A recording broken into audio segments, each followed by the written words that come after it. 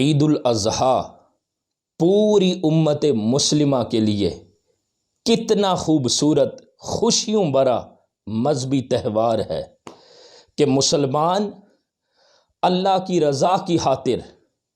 قربانی کرتے ہیں، جانور ذبح کرتے ہیں، سنت ابراہیمی کو زندہ کرتے ہیں اور قربانی کا گوشت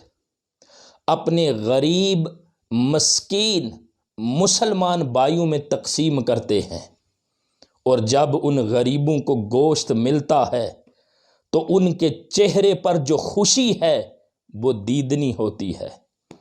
اور اسلام کتنا خوبصورت دین ہے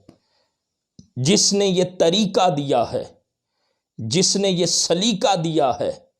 کہ قربانی کے گوشت میں سے ایک حصہ اپنے غریب مسلمان بھائیوں میں بھی تقسیم کیا جائے۔ وہ غریب مسلمان جو پورا سال گوشت خرید کر نہیں کھا سکتے، جب انہیں قربانی کے دنوں میں گوشت ملتا ہے تو ان کے چہرے خوشی کے ساتھ ٹمٹما اٹھتے ہیں، ان کے چہرے خوشی کے ساتھ کھل اٹھتے ہیں، ان کے چہروں پر جو خوشی ہے وہ دیکھنے والی ہوتی ہے۔ اور مسلمان خوش نصیب ہیں جو اللہ کی رضا کی خاطر جانور کو ذبح کرتے ہیں اور اپنے غریب مسکین مسلمان بھائیوں میں جو گوشت ہے وہ تقسیم کرتے ہیں۔ اور غریبوں کو گوشت دینا یہ کتنا بڑا صدقہ ہے، یہ کتنی بڑی نیکی ہے۔ آقا علیہ السلام کی حدیث مبارکہ ہے جس کا مفہوم یہ ہے کہ وہ مسلمان جو قربانی کرتے ہیں اور دوسری طرف وہ مسلمان جو صدقہ و خیرات کرتے ہیں، اللہ کے راستے میں خرچ کرتے ہیں، ان کے صدقہ و خیرات اور خرچ سے بھی جو بڑا عمل ہے وہ قربانی ہے۔ تو وہ خوش نصیب مسلمان ہیں جو قربانی کا گوشت اپنے غریب مسلمان بھائیوں کو پیش کرتے ہیں، ان کے چہروں پر خوشی لاتے ہیں، اور ان کے گھر میں بھی چولہا جلتا ہے تو ان کو گوشت کھانا نصیب ہوتا ہے۔ اور قربانی کا جو عمل ہے اس سے بڑھ کر کوئی بڑا صدقہ نہیں ہے، اس دن کوئی اچھا عمل نہیں ہے، اس دن اس سے بڑھ کر اللہ کی بارگاہ میں کوئی محبوب اور پسندیدہ عمل نہیں ہے جو قربانی کا عمل ہے۔ وہ اللہ کو سب سے زیادہ محبوب ہے، وہ سب سے بڑی سخاوت ہے، وہ سب سے بڑا صدقہ ہے۔ بلکہ غریب اور قربانی کا گوشت، اس پر ایک بڑا خوبصورت واقعہ آپ کی گوش گزار کرنے لگا ہوں۔ مصر کا ایک بزنس مین تھا، انتہائی زیادہ امیر تھا، اور اس کی عمر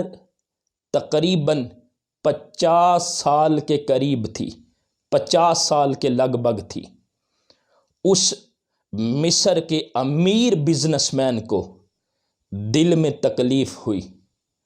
اس نے قاہرہ کے ہسپتال میں اپنا علاج کرایا، ٹیسٹ کروائے، مگر وہاں کے جو ڈاکٹر تھے انہوں نے اس کو مشورہ دیا کہ آپ اپنا علاج کروانے کے لیے یورپ چلے جائیں۔ جب وہ بزنس مین یورپ میں گیا ہے تو وہاں کے ڈاکٹروں نے اس سے کہا کہ جو آپ کا دل ہے وہ کام کرنا چھوڑ رہا ہے، آپ کو دل میں سخت پرابلم ہے، آپ کا دل خراب ہو رہا ہے اور آپ چند دنوں کے مہمان رہ گئے ہیں۔ وہ امیر بزنس مین واپس مصر میں آیا ہے اور اپنے جو دن ہیں وہ گن گن کے گزارنے لگا ہے۔ صبح اٹھتا تو پریشان ہے، رات کو سوتا ہے تو پریشان ہے، اس لیے کہ ڈاکٹروں نے اس سے کہہ دیا ہے کہ اب جو تمہاری زندگی کے دن ہیں وہ تھوڑے رہ گئے ہیں۔ اسی طرح وہ امیر بزنس مین ایک دن قصائی کی دکان پر گوشت خریدنے کے لیے کھڑا ہے، اور وہاں پر اس نے دیکھا کہ ایک غریب عورت ہے، وہ جو قصائی چربی پھینکتا ہے اس چربی کو اٹھا لیتی ہے، اور وہ امیر بزنس مین دیکھ رہا ہے۔ اس سے رہا نہ گیا، اس نے اس عورت سے پوچھا کہ آپ یہ جو چربی ہے وہ کیوں اکٹھی کر رہی ہو؟ اس عورت نے جواب دیا، وجہ یہ ہے کہ جو میرے بچے ہیں انہوں نے آج گوشت کھانے کی فرمائش کی ہے، اور میں ایک بیوہ غریب عورت ہوں، اس لیے میں یہ چربی اکٹھی کر رہی ہوں کہ اس چربی کے ساتھ جو تھوڑا بہت گوشت لگا ہوگا وہ میں اتار کر اپنے بچوں کو پکا کر دوں گی اور وہ خوش ہو جائیں گے۔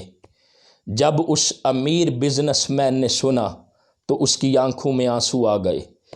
اور اس کے دل نے یہ کہا کہ مجھے اللہ نے اتنا مال و دولت دیا ہے، یہ میرا مال و دولت میرے کس کام کا ہے؟ میری زندگی کے دن بھی تھوڑے رہ گئے ہیں، تو میں کیوں نہ اس غریب بیوہ عورت کی مدد کر دوں۔ اس نے کسائی کی دکان سے بہت زیادہ گوشت خرید کر اس غریب مسکین بیوہ عورت کو پیش کیا ہے، اور پھر کسائی سے کہا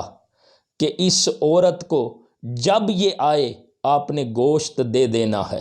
اور جو پیسے ہیں وہ مجھ سے وصول کر لینا۔ جب کچھ دن گزر گئے، وہ بزنس مین اپنی معمولات زندگی میں مصروف ہو گیا۔ جب کچھ دن گزرے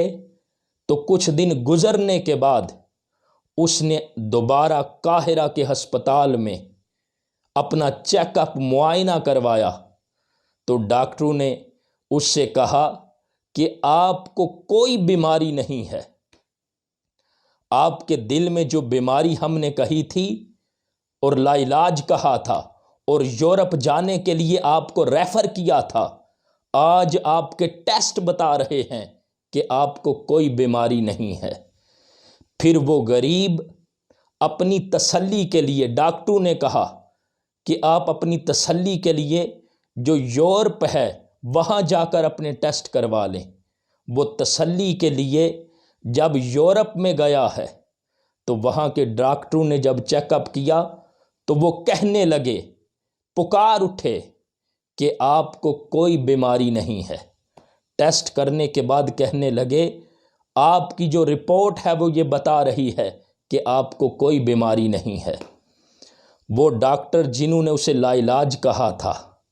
جنہوں نے کہا تھا آپ چند دن کے مہمان ہو، وہ پریشان ہوئے، حیران ہوئے کہ اس کو شفا کیسے ملی ہے۔ اس امیر بزنس مین نے کہا کہ میرا علاج وہاں سے ہوا ہے جس پر تم یقین نہیں رکھتے۔ اسے غریب بیوہ کی یاد آئی اور اس کا دل رونے لگا کہ اس غریب عورت کو جو میں نے مدد کی تھی، بیوہ عورت کو گوشت پیش کیا تھا، وہ اتنا بڑا صدقہ تھا اللہ کے راستے میں، وہ میرا چھوٹا سا عمل اتنی بڑی نیکی بن گیا۔ جو آقا علیہ السلام نے فرمایا تھا کہ صدقہ بلاؤں کو ٹالتا ہے، آج اللہ تعالیٰ نے مجھ سے اس بلا کو، اس مصیبت کو دور کر دیا ہے جس کو ڈاکٹروں نے لا علاج کہا تھا۔ تو دوستان محترم، قربانی کا گوشت اپنے غریب بہن بھائیوں کو، غریب لوگوں کو پیش کرنا، یہ کتنا بڑا صدقہ ہے، یہ کتنی بڑی نیکی ہے کہ اس کی برکت سے اللہ تعالیٰ بڑی بڑی بیماریاں جن کو ڈاکٹر لا علاج کہتے ہیں، اللہ شفا عطا کر دیتا ہے۔ اس لیے اس خوشی کے موقع پر، اس خوشی بھرے تہوار کے موقع پر اپنے غریب بہن بھائیوں کو ضرور یاد رکھیں۔ جب آپ اللہ کی رضا کی خاطر ان کو پیش کریں گے گوشت، تو وہ اتنا بڑا صدقہ اور اتنی بڑی نیکی ہوگی جو اللہ قبول کرے گا، اور آپ کی جو زندگی ہے اس کو سکھ اور چین والی زندگی عطا کرے گا۔ یعنی آپ کی ساری زندگی سکھوں سے بھرپور ہوگی،